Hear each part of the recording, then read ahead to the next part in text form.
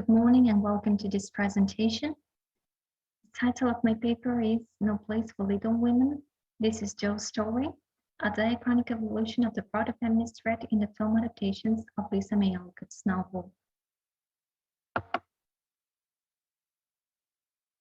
From its publication in 1868 to the present, Louisa May Alcott's novel Little Women has figured prominently in popular culture, and readers from different generations have praised its merits as one of their favorite childhood books of all time.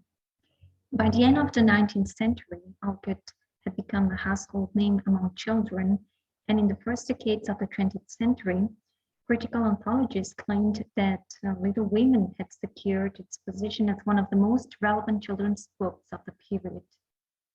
As Janice Albertine and Beverly Leon Clark argue, when the first edition of Little Women was published, children's literature received the same critical attention as literature for adults, insofar as prestigious magazines not only reviewed children's books, but were also concerned about printing nothing addressed to adults that could not also be read within the family circle.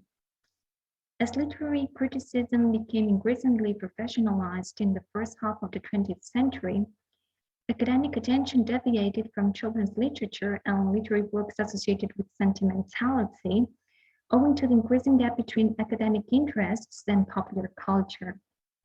Consequently, references to Alcott were no longer found in critical anthologies published in the middle of the 20th century. Nonetheless, there was a turning point in the decade of the 1940s when Leona Rostenberg revealed that Alcott had written a series of Gothic and sensational tales pseudonymously, while Madeline Stern drew attention to Alcott's personal journals. Both critics laid bare a more intriguing facet of Alcott's personality, which paved the way for approaching her work from a different perspective, particularly at a time when feminist critical theories were on the rise. Early critical studies of Alcott's work were first published in feminist journals, and although their approach to Little Women was ambivalent, they contributed significantly to reviving critical interest and evaluating Alcott's literary works as a woman writer.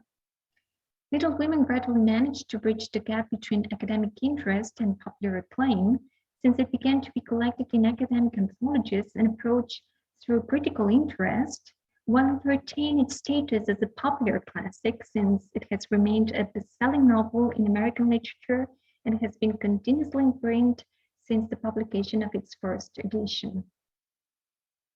The critical and popular praise of Little Women partly lies in its complexity as a novel, in its explicit and hidden subtext, in its status as a domestic novel written by a feminist author, in its categorization as children's literature, but also as a Bildungsroman worth of critical attention, and particularly in the ambivalent interpretation of Jo's characterization as both an inherently independent heroine, but also as a tomboyish girl who must succumb to gender dictates as she reaches adulthood as a woman.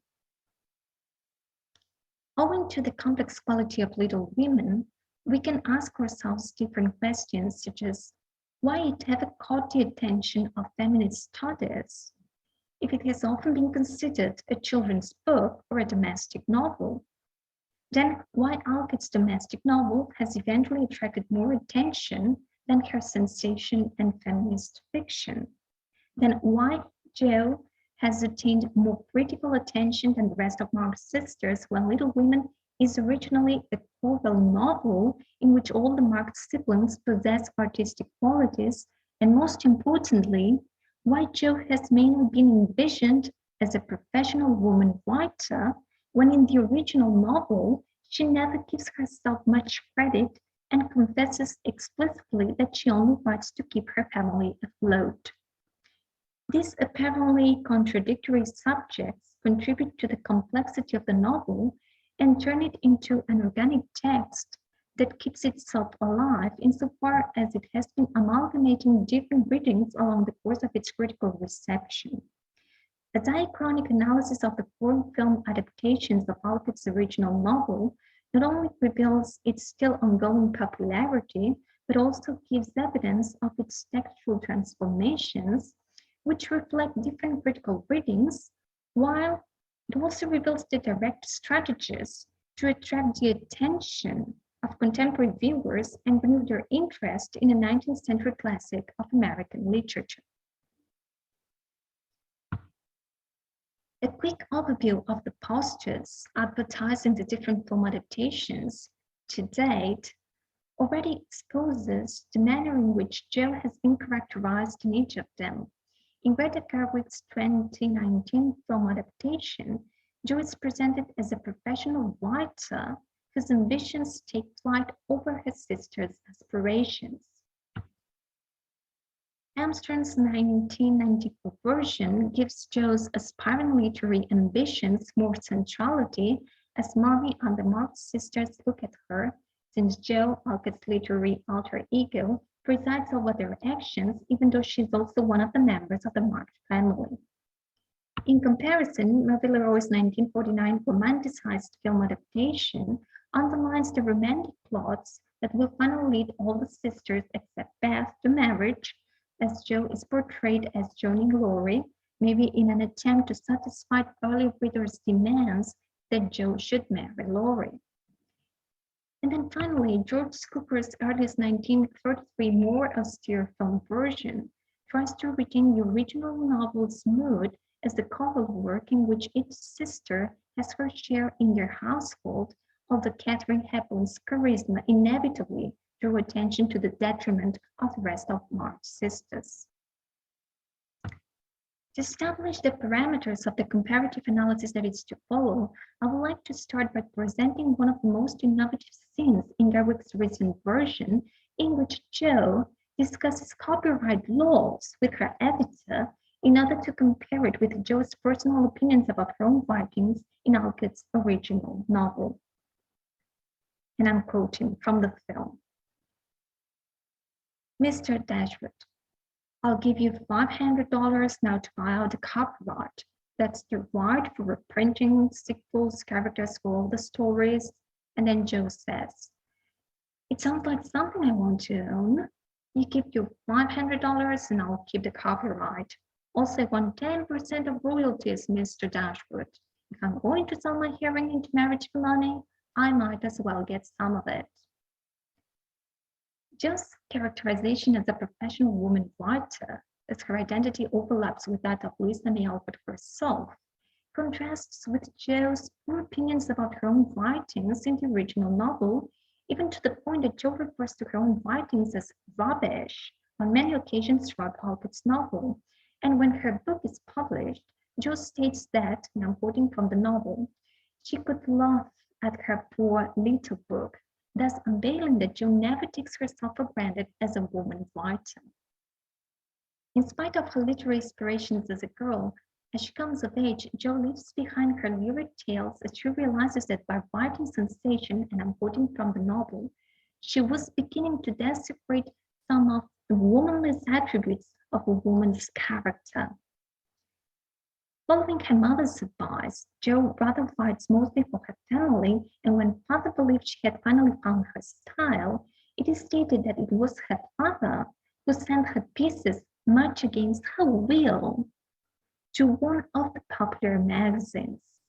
It is thus hinted that Jo's style is rather the choral work of the advice taken from her parents and Professor Bear, so Jo never thinks of herself as a professional writer in the original novel.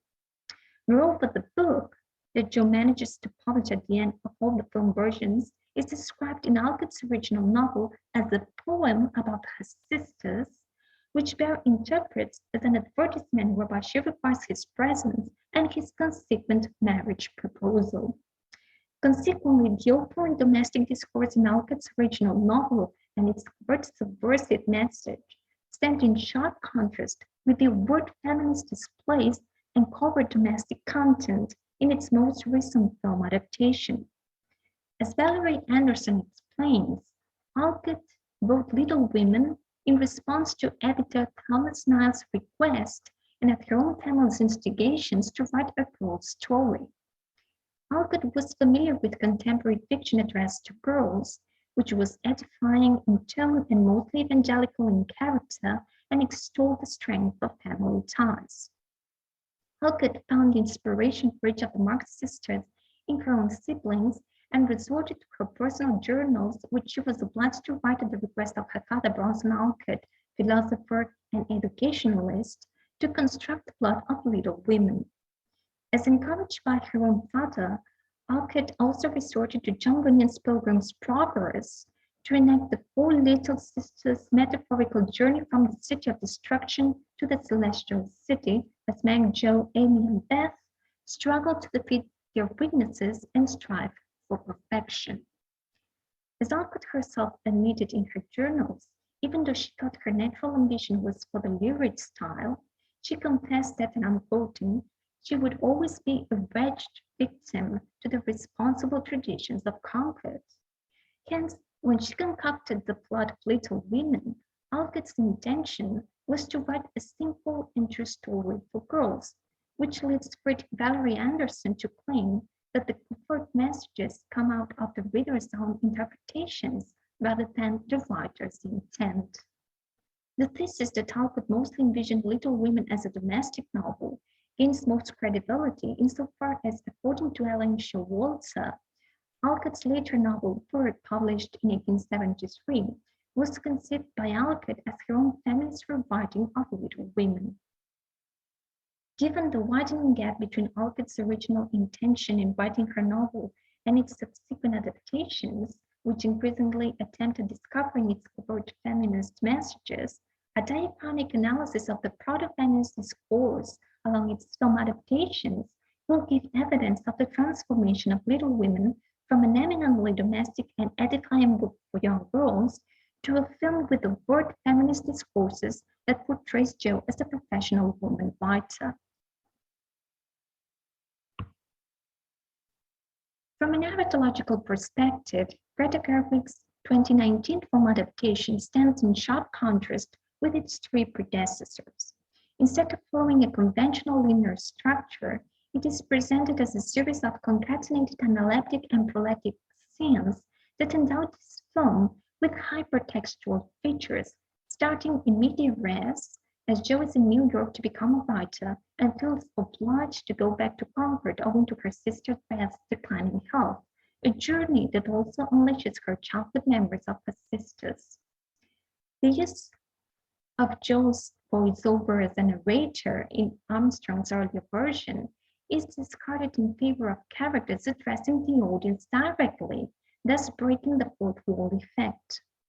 As an adaptation which displays a profound postmodern quality, it takes for granted the viewer's familiarity with Little Women as a cultural text and demands the audience to identify each sequence in this collage and order them accordingly. The film is introduced by a literary reference to Louisa May Alcott projected on the screen, which already foretells that in Gerwig's film adaptation, Jo's characterization blends in with that of the author of the novel.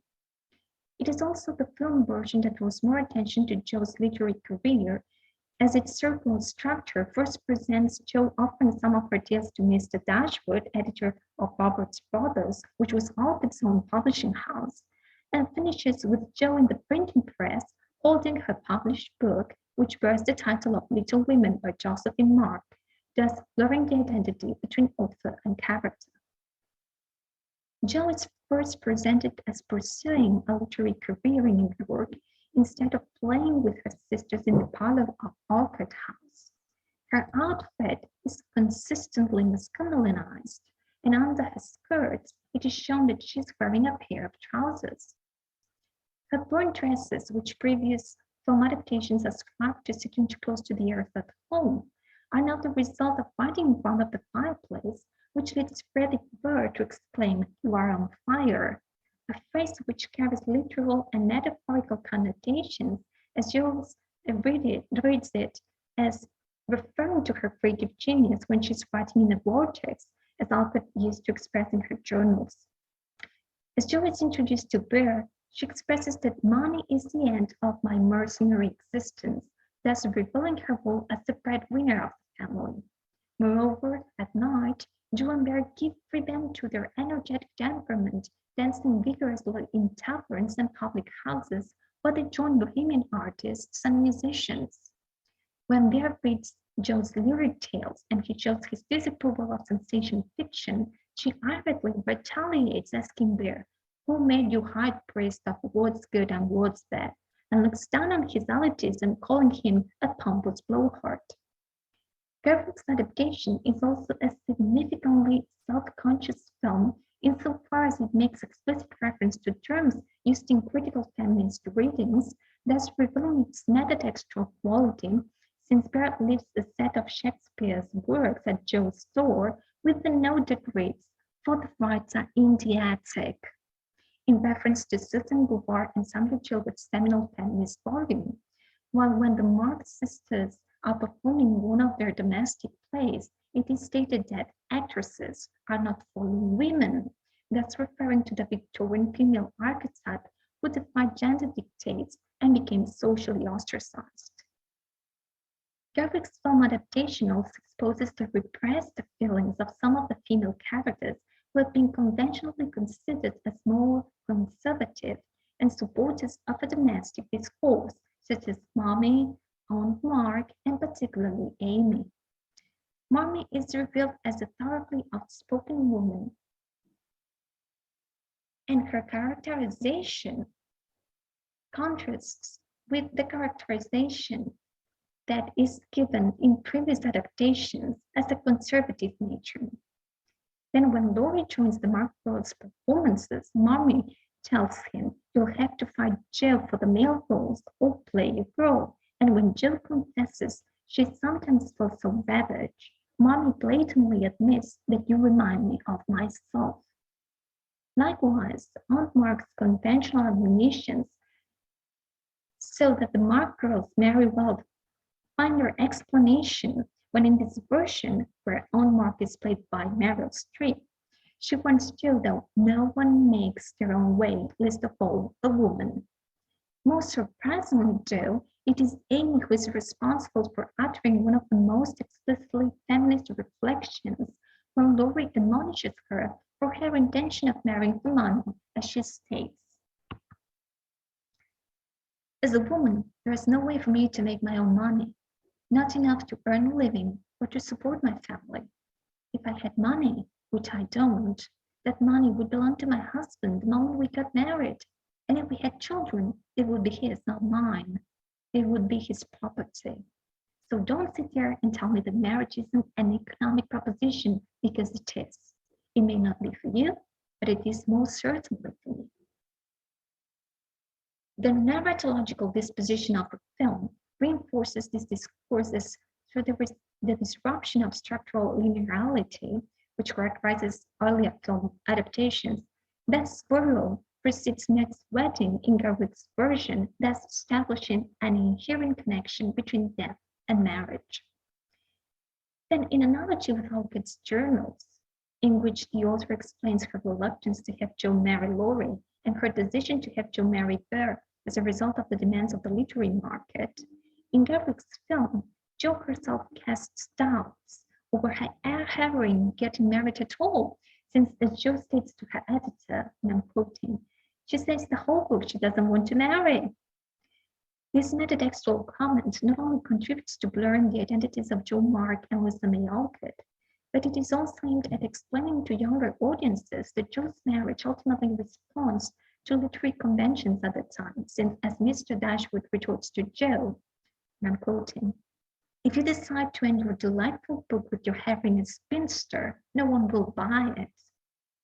Given the fact that Jo must get married, Gerwig's film adaptation ensures that Jo will at least play an active role to make her own proposal of marriage, as she writes a love letter to Laurie after having rejected him once, and later on, she chases Frederick Bard to the train station to make him stay, even if it's at her family's instigation. Gillian Armstrong's 1994 adaptation is rooted in the turn-of-the-century nostalgic interest in revisiting literary classics, with a view to familiarizing young viewers with classic texts, but also with the purpose of approaching them through contemporary critical discourses.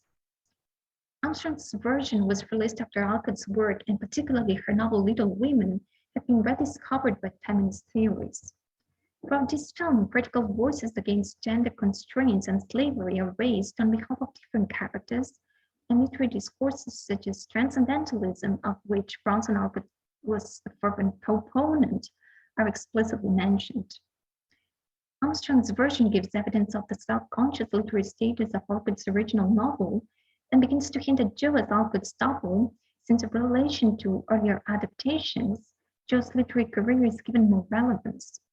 Nonetheless, in contrast with Gerwig's version, Armstrong's adaptation lacks the postmodern quality that contributes to blurring the identities between Jo and Alcott.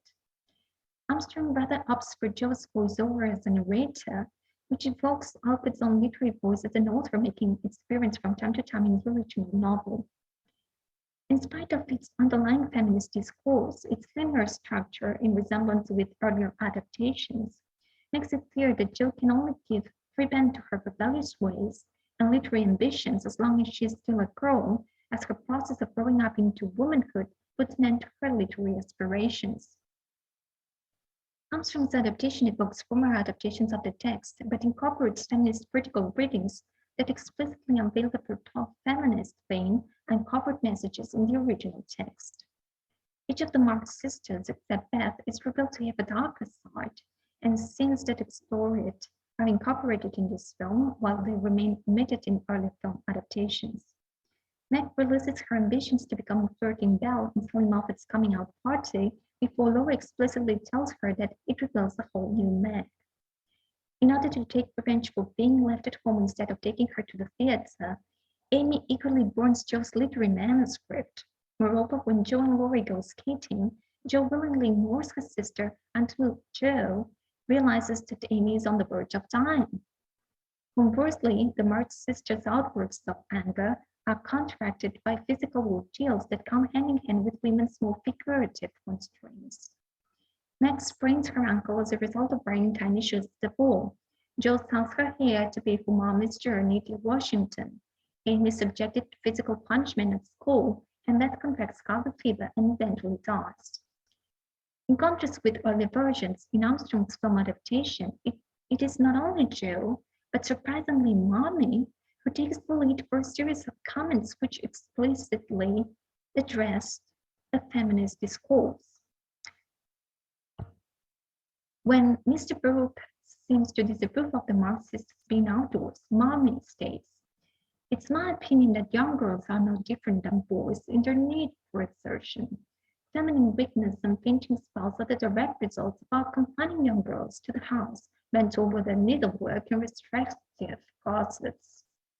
Moreover, when Meg tells Mommy about guests looking down on her for having fun at ball while not criticizing Laurie for doing the same, Mommy blames it to the fact that Laurie is a man, and as such he may vote, hold property, and pursue any profession he pleases, and so he's not so easily demeaned. In Armstrong's version, scenes that focus on Jo as an aspiring artist constantly juxtaposed with Jo performing domestic tasks, thus establishing an increasing schism between both spheres. When she moves to New York and she visits an editor, her manuscripts are rejected, and she is told to submit them instead to a lady's journal. When some of her Gothic tales are published in popular magazines, Bear reprimands Jo for her taste, and artists have to change her style. As opposed to Gerwig's adaptation, in which Jo dismisses Bear's harsh words, in Armstrong's version, Jo excuses herself, saying, "This is what I write, and my apologies if it fails to live up to your high standards." Following Bear's advice and feeling nostalgic for Bear's death, Jo writes her book under the title of Little Women, thus blurring her identity with that of Alcott, but also making clear that Jo has written it following Bear's guidance. As an interesting dramaturgical prop introduced at the end of the film, it is worth noticing that when Jo leaves Alcott house to chase Bear, she takes her own umbrella, so that when they meet, it is suggested that she will also take responsibility to make ends meet in their marriage and in the school that they will finally found. Marvin LaRoe's 1949 film version adopts the cinematic style of the films of the time, leaving behind the pervasive sense of sacrifice and duty which inspired Cooper's version during the Great Depression, and embracing the consumerist discourses that started to prevail in the mid-20th century. In contrast with other film adaptations, the Rose version places special emphasis on both discussing tokens and presents, and it is the only film adaptation that presents the March girls marching onto the shops to buy Christmas presents, first for them and later on for mommy.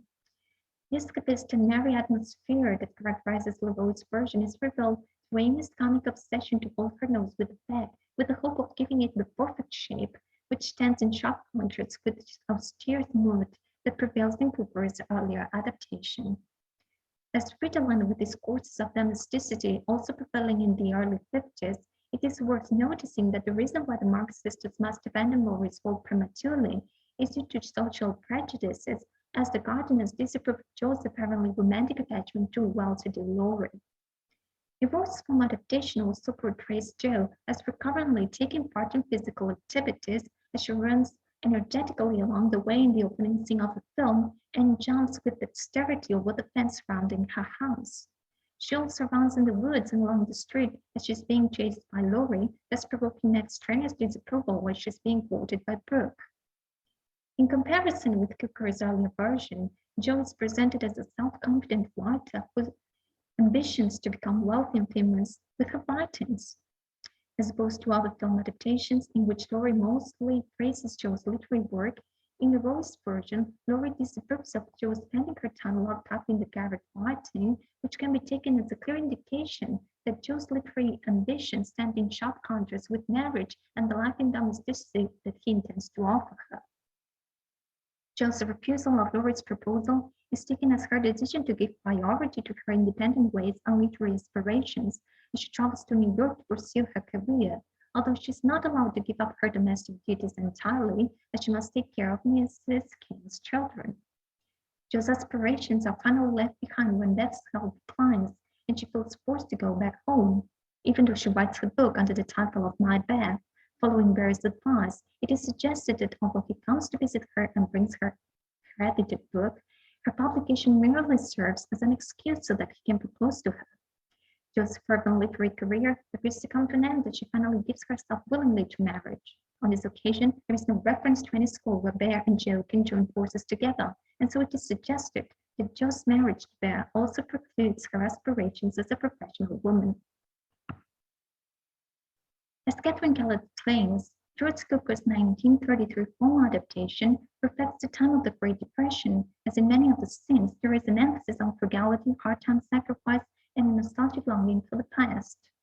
In contrast with subsequent film adaptations, Cooper's earliest version is the only one that draws attention to patriotic and religious elements, as the initial scene shows Mommy playing an active role in the civilian volunteer service during the American Civil War. From its onset, a pervasive sense of duty and sacrifice prevails, which is indicative of the social reforms taking place during Theodore Roosevelt's recent campaign for presidency, which promised job relief for the unemployed and financial security after retirement to overcome the Great Depression. This is also the only film version which makes explicit reference to Bunyan's Pilgrim's Progress, as the March sisters stitched clothes together to make clothes for the soldiers. And as Gideon Lambert claims, Cooper had read the novel recently before making his film and declared that he had been surprised when expecting to read a sentimental novel, he found a book that revolved around an uncoding sacrifice and austerity. The plot of the film mostly focuses on the lives of the Marx sisters at home, with the exception of Jo's brief interval in New York, which figures domestic discourse to the detriment of Jo's professional career. Moreover, Cooper's adaptation ignores those passages in the original novel which underline any animosity among the girls, such as Amy's burning Jo's manuscript, or the double nature, like Meg's coquettish personality at Selma school. With the exception of some lost silent films, Cooper's earliest film adaptation reveals a significant theatrical quality as legacy of the early theatrical versions based on Alcott's original novel. Together with Garwood's version, Cooper's early adaptation is one of the few versions in which the Marx sisters performed a play in front of their female young neighbors. The hopeless performance they give, which provokes laughter and merriment on behalf of their young audience, contributes to the escapist theme that comes hand in hand with its dramatic quality. As Kellett argues, Cooper's film thus offers a dynamics that juxtaposes melodramatic scenes with escapade sequences in tune with films that were produced during the Great Depression. In Cooper's film adaptation, Jo is played by Katharine Hepburn, who would be associated with roles of professional women that supported the gender dictates of the time and the social prejudices against the female sex. Cooper's version contributes to underlining Jo's outstanding role in comparison with her sisters, as the friends in the film often present Jo in a higher or more relevant position. In contrast with subsequent film adaptations, which give Jo's literary career more relevance, in this film, Jo's literary aspirations are gradually left behind as the character comes of age and her domestic duties stand in her way. As happens in the novel, Beth's death is interpreted as Jo's guardian angel who helps Jo in perfecting her character. Beth becomes Jo's inspiration as an almost literal angel in the house, since she exerts a long-lasting influence on Jo, who learns to reform her rebellious ways, but also to abandon her wish to write mirrored tales for the sake of domestic fiction. Jo's trip to New York is mostly envisioned as prompting her acquaintance with Frederick Burr, and Jo's book, which is never given a title in this film, is mostly taken as an excuse to instigate Burr's visit and his subsequent proposal of marriage. A diachronic analysis of the evolution of the proto-feminist discourse on Little Women, from its earliest film adaptation to its most recent version, paves the way for identifying a tripartite tendency. If Alcott's original novel is mostly an oral narrative where each sister is given proportionate relevance, both Cooper's and Leroy's earliest film adaptations shift their focus of attention, turning the original story of the Marx sisters into Jo's story. In contrast, Armstrong's literary subconscious film adaptation juxtaposes the character of Jo with that of Louisa May Alcott, taking advantage of the latent autobiographical content in the original novel, while it also incorporates Alcott's feminist outbursts into Jo's character. Finally, Gerwig's most recent film adaptation mostly contributes to eclipsing Jo as a character in favor of Louisa May Alcott herself, since it moves from Jo's story to Louisa May Alcott's own life. Many years before this latest film adaptation was released, critics such as Valerie Anderson warned about the danger in allowing the autobiographical elements in the novel to become too important. Alcott's status as a woman writer takes precedence over Jo and Gerwig's adaptation, partly to make it appealing to younger audiences and partly to explain why, in spite of her blatant feminism, Alcott ironically gained her status by means of writing a domestic novel which still enjoys enormous popularity nowadays. Nonetheless, as this paper has aimed to show, a diachronic analysis of the transformation this national female myth has undergone in the last decades gives evidence that Jo's characterization in the most recent adaptations of the novel differs significantly from the way Jo struggles to mend her faults and strive for perfection in Alcott's original children's book. It is our turn to remind our students that, to their surprise, in Alcott's original novel, Jo feels in no position to discuss copyright laws with any editors. She simply writes at her family's instigations and to contribute to alleviate the family's economic constraints, and she never thinks of herself as a reputed woman writer, but as the little woman who is only permitted to enjoy her literary aspirations before she comes of age as a woman. Thank you very much for your kind attention.